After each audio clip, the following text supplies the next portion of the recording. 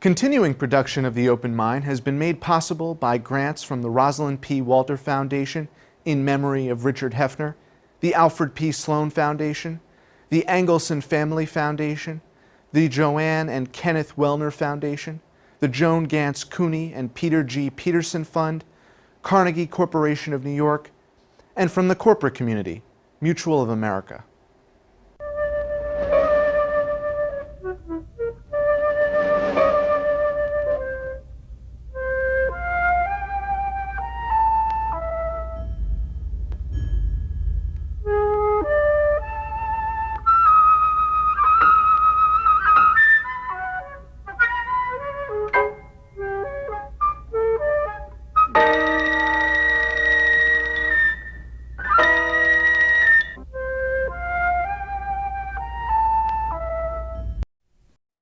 I'm Alexander Heffner, your host on The Open Mind.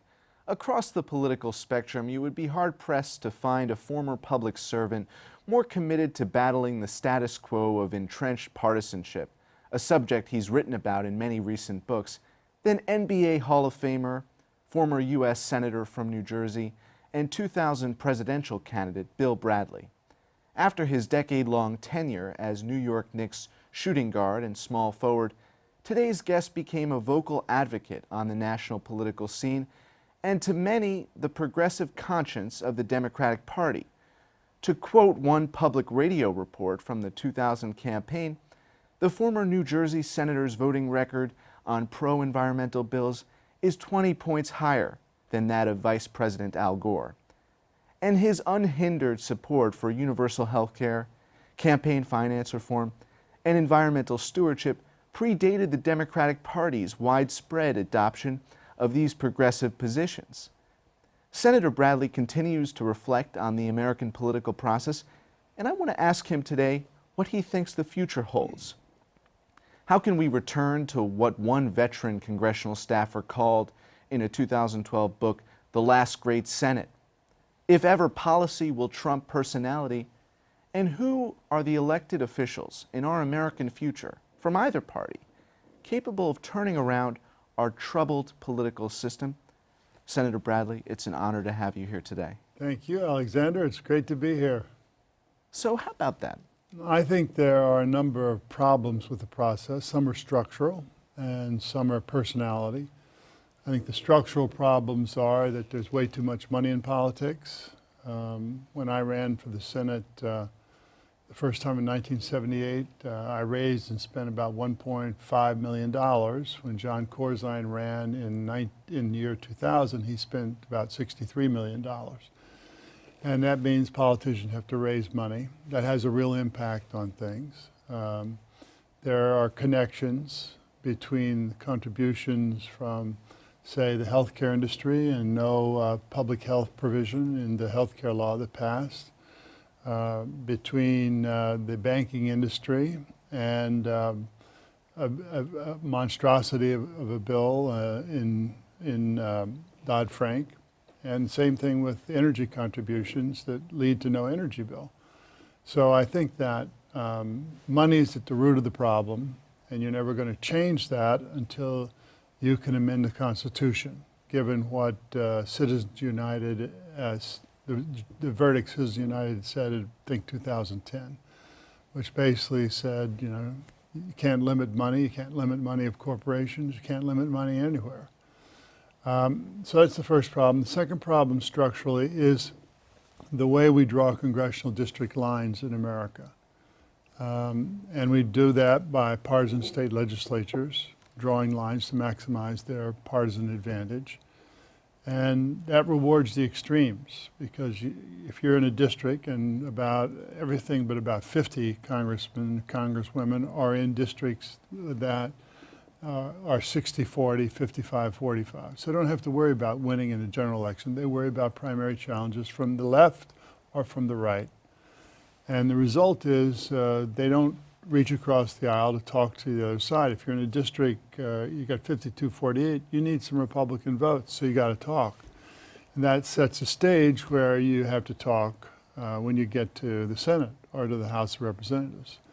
So I think those are the two structural issues that I believe are fundamental to reinvigorating our democracy. We need public finance of elections. I think we need a constitutional amendment to allow us to limit money in politics, and we need to have state legislatures remove the power for redistributing from state legislatures and put it with a citizen commission charged to draw congressional district lines as contiguous as possible.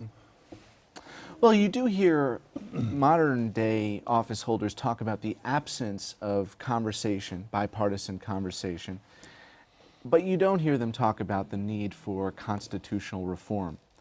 And some Democrats who are in the Senate and across the government now want to believe that a liberal-leaning Supreme Court will achieve what you described. Is that possible, or do we really, as a party, do the Democrats have to push for a contemporary constitutional convention? I yearn for a liberal Supreme Court.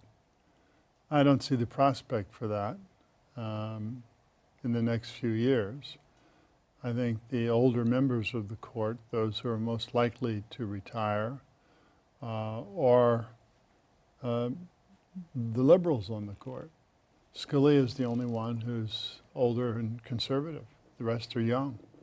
So I think that pushing for a constitutional convention is, of course, one way to do it. And in the past, we have always handled the problems of democracy through using the mechanisms of democracy. For example, at the founding of the country, the House was elected by the people and the Senate by state legislatures. By the late 19th century, they were corrupt state legislatures, sending senators to Washington that were literally on the payroll of banks and railroads. So the movement started to have a constitutional amendment that would have the people select the senators. That was blocked at every step along the way over a 10-year period until the supporters of that amendment got 3/4 of the states to say they were going to call a constitutional convention. And within a matter of months, it passed. And the threat of a constitutional convention was gone. The amendment was passed. It's now part of the Constitution where people elect senators as opposed to state legislatures. And ultimately, that's another route to go. I mean, is it just that we're so ill-informed as a country that we don't even see that that is a viable solution, that is a viable path? Well, I think that we don't see the connection as much as we should between money and policy. I mean, people, Congress has very low ratings, and partially people feel there's something wrong. But they don't understand the direct connection between money and policy. And do they understand that the Constitution can be amended to affect the kind of change that you're describing? Yeah, I mean, but it's not just the people. Right. You have to have leaders who say this is what we need to do. So what does that breed of leadership look like as we move towards 2016, the 2016 presidential campaign? Well, unless someone chooses to highlight the structural problems that I've talked about, it'll just be more of the same. And that's unfortunate because the country is so rich in talent and our history is so deep with reform movements that you need leaders who are going to step forward and lead. And that means on many areas, but certainly on structural democratic areas. I just talked about money and redistricting. Now, what will happen is a politician will take a poll, and I know this because many have told me, and they'll say, well, campaign finance reform is simply not on people's minds. What's on their minds are jobs, education, health care, pensions. Well, that's correct. But the reason you don't get what you want on those other subjects is because you don't have campaign finance reform, right. And those who have the money tend to have an overdue influence in the process. That said, we've never been at a time in American history where the individual is empowered as much as people are today, given the internet and the ability to organize through social media. I mean, even though the situation may be worse than it was when you ran for president in 2000, do you think there was more cognizance of it back then? I mean, when you were running for office, that message resonated with a certain subset of the electorate. The subset was too small, you know, or maybe the messenger was inept. But you know, I certainly tried to highlight this As a cancer, yeah. the campaign finance issue. Yeah. When I left the Senate, I said politics was broken. That was 1997. And since subsequent, we've had Citizens United. We've gone from $1.7 million to run in New Jersey to $65 or $63 million. And we have congressional district lines drawn in America in many states that look like strands of spaghetti in order to maximize partisan advantage. So until those two things change, we're going to have a very difficult situation. Now, it's not impossible that there could be a leader that would transcend all that. But I don't see that person on the horizon right now. Is there a promise, though, for a grassroots campaign to mobilize this subset that you talked about? Well, it's up to the people. I mean, that's clearly what happened with the amendment to the Constitution that had direct election of senators. If people are fed up about this, they can start meetups about the constitutional amendment. They can you know, organize through their own Facebook page, other social network opportunities, and you can get people together. But you know, as long as people feel that either they like pointing the finger and blaming someone else rather than them taking action, nothing's going to happen. Or until leaders decide they're unwilling to challenge the entrenched interests that like it the way it is now, then it's not going to happen. And so we need both leadership at the higher levels of government, and we need an informed citizenry that begins to take organizing action themselves in order to produce the kind of society that I think most Americans deserve. You know, our problems in this country are pretty clear. I mean, if you're a middle-class family in America, you've had virtually no gain for more than 20 years. I mean, per capita income is the same in 2013-14 what it was in 1996. And the result is that there are too many people in America who are beginning to say, well, what's the American dream about? I work hard every day. I sometimes work two jobs. My wife works or my husband works. And the result is that they begin to feel that they're not going to get ahead, that their kids aren't going to have a higher standard of living. And once that sets in, it's very dangerous in America because we are a country that's been optimistic and had a strong belief in the future. And to the extent that that's endangered, that fundamentally changes America. But it seems that we're paralyzed on the economic inequality question to protest in the streets. I mean, we had the fleeting Occupy movement, but you identify a strand of American complacency in that folks are upset with the current status of economic life, but their leaders are inadequate, they don't represent them, and they're not protesting, they're not outraged. The question is, how do you get the middle up?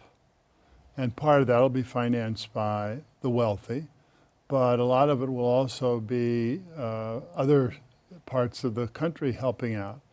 And so I think the question is, how do you create good jobs? Technology and offshoring have decimated a lot of jobs. 40,000 factories closed in the first decade of the 21st century. And 6 million Americans lost their jobs, largely because of technology and offshoring. And that's not going to change. And so I think what we have to head toward is, if you can't tell me where the jobs are going to be generated, then we have to have a concept of life that says livelihood is important. How do we have our lives whole? And that means having a much greater presence on the part of the state in the lives of people in terms of giving them what I used to call, when I was in the Senate, the economic security platform, right, where you have health care, you have reasonable pension, and you have an opportunity to upgrade your skills. And if you don't have those things in place, then it falls on the private sector. And then instead of dealing just having a public option or better single payer system in healthcare, you end up with having the healthcare law that we have now, which is a very complicated effort to preserve the private healthcare system. And there are not a lot of people that are happy with this. There were not a lot of people that were happy with it before the bill passed. Because, and the question really is, do you deal with the fundamental issue? I mean, no people were out talking about a single payer system. I know hundreds of doctors who say, gee, that's what they would want. They don't have to deal with all the administration, they don't have to battle insurance companies. They just do what they wanted to do when they became a doctor, which is practice medicine and be with their patients. And, you know, that's not happening. I mean, it's amazing that that legislation did pass, because in every other arena of domestic policy and in foreign policy, and I want to talk to you about that, we seem as a country hopelessly unable to compromise. And I wonder, from your storied career, from basketball, from sport as a vehicle for kind of transmitting something larger than life, I mean, where do we look for that kind of inspiration to find compromise, to find unity? I think you have to look at the people who are in office now. And, the combination of money and media plays a role in this. This shouting heads at each other on these ridiculous TV shows. They're all caricatures of a stereotype, shouting at each other, their own talking points. Well, as long as that's what politics is, well, that's the norm you're not today. going to. Not But this. you don't have to have that. Right. I mean, you have to have 4 or 5 Democrats and 4 or 5 Republicans who begin to talk to each other. And I'll tell you one thing, we have had division before in America. We have had deep division, and sometimes those divisions are unbridgeable. Right before the Civil War comes to mind. But more often than not, what happens is some new force arrives. And I would argue that unless there is a real effort to find compromise and move our country forward, that there could very easily emerge a third congressional party. Not a presidential party, but a congressional party that has 3 or 4 objectives, whatever you want to say, some education objective, some infrastructure objective. And you run 50 people in 50 congressional seats, and you win 25, and you are at the fulcrum of power, and you trade all votes in order to get your 4 points passed. And something like that could emerge. And of course, both parties would attack it as if it was undemocratic, but probably it would create a more democratic outcome. I mean, that was like in the Senate when you had Olympia Snowe and Susan Collins. And they tended to vote with Republicans when it came right down to it. And the people who would be in this movement would be, committed to the 3 or 4 objectives. the principles. And you get couple run for the Senate, you get, say, 1 or 2 seats in the Senate out of 4 races. You get 25 members of Congress that would agree to run for re-election twice, so they'd have 6 years and 1 Senate term. And the idea would be 6 years for your country. And at the end of that period of time, I think that you could have shaken the system up in a way that it has never been shaken up before. And so, I mean, you can have a big movement out there that tries to change things all at once, or you can pick 50 districts. You can recruit 50 people of real talent, say 25 former military officers, half men, half women, and very diverse, and run and get 25 seats, and then you're at the fulcrum of power. That seems more feasible than constitutional overhaul or the other mechanisms. I don't think they're mutually exclusive. I think, Right. for example, maybe one of the issues that the 3rd Congressional Party would focus on would be the political reform in terms of constitutional amendment and redistricting. Separate from that, what is your hope for the future of the Democratic Party? Well, my hope is that the party will speak to the real needs of where people are. And people in the party are trying to do that. Elizabeth Warren's trying to do that, for example. And I think that to the extent that there are people who speak to those needs, then people still have some hope. If it's all a matter of negotiating in behind closed doors in Washington among the various interest groups that are all lubricated by money, then people don't have any hope because they don't have a place at the table. And enough politicians for enough years have told them something's going to happen and it doesn't happen to make them very suspicious. But I still think, there are times when people can be inspired. And that's think of how you felt when Obama ran for the first time. It was an inspiring campaign. He had a great opportunity. And that could happen again.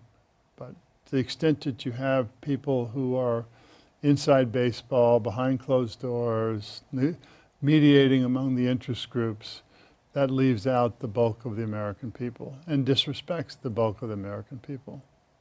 What about foreign policy? It seems that we've been hit with a global pandemonium recently, a kind of myriad of cases across the world that demand our attention, either humanitarian issues or conflicts that have the potential to expand their reach. I think that we have a basic decision to make. Unless we want to be an empire, we shouldn't be involving ourselves in as many places in the world as we involve ourselves. An empire comes with cost. Money costs and human lives. And my sense is that this is a confusion in the way we form our foreign policy.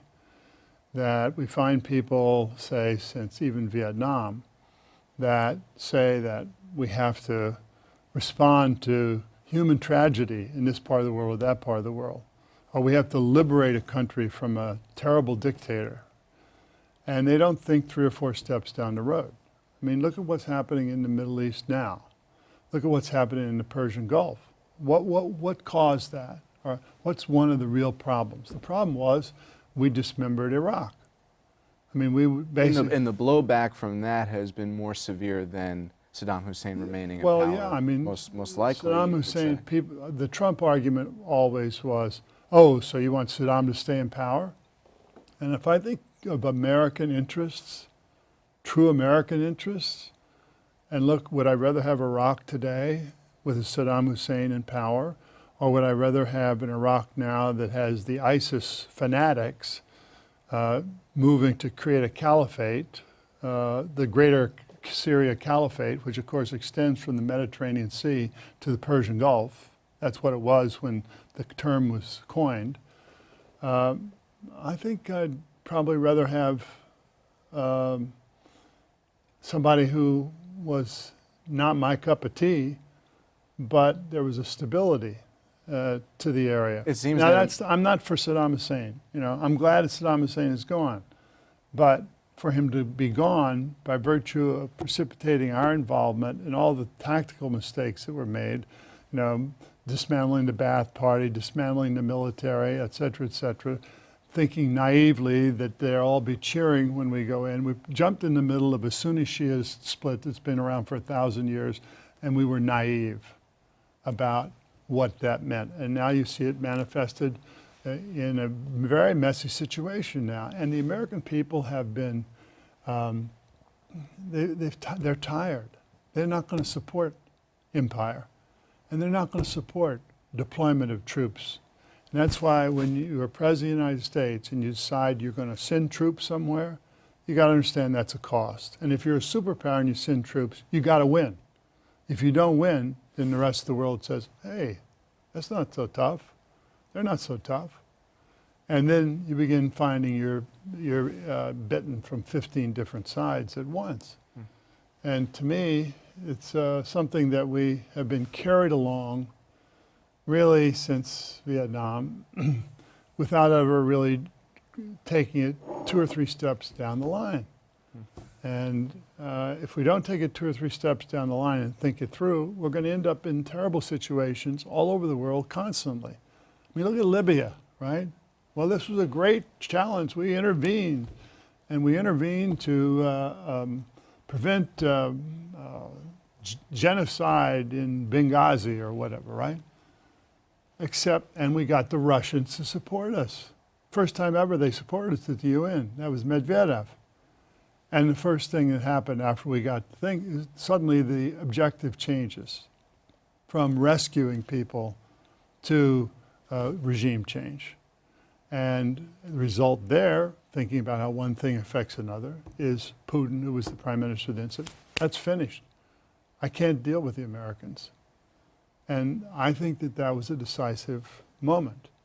I also think that another decisive moment goes back a long way. And that was Soviet Union was dismantled. It's Russia, right? And what's the first thing we do? We expand NATO. So people now say, oh, well, given what's happened in Ukraine, aren't you glad that NATO was expanded? Yeah, but that means you didn't really take a chance with Russia. And I remember, I spent a lot of time there. And I remember a friend of mine who ran for president in 1996, Grigory Yavlinsky. And he told me after the election, he said, he's out campaigning in Siberia. And a person comes up to him and says, what do you think of America? Are they our friend? And he says, of course they're our friend. This is a new day. The Cold War is over. And the person says, well, if they're our friend, why are they expanding NATO?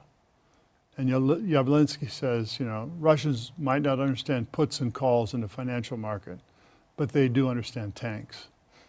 So what is our answer?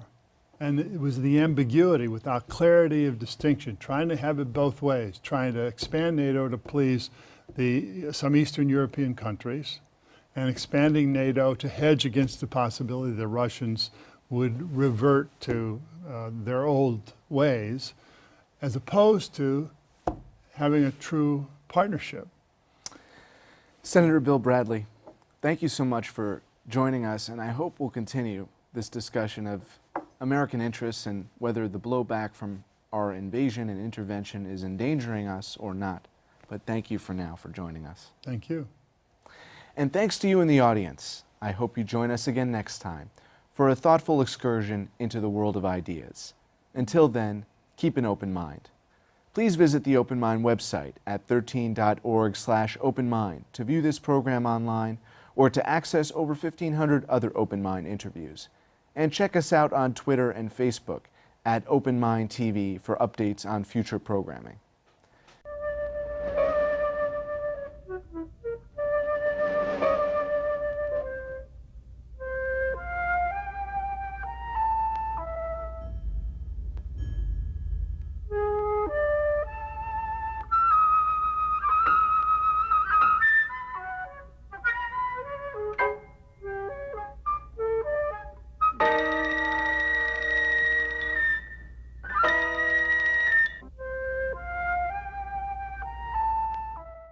Continuing production of The Open Mind has been made possible by grants from the Rosalind P. Walter Foundation in memory of Richard Heffner, the Alfred P. Sloan Foundation, the Angelson Family Foundation, the Joanne and Kenneth Wellner Foundation, the Joan Gantz CUNY and Peter G. Peterson Fund, Carnegie Corporation of New York, and from the corporate community, Mutual of America.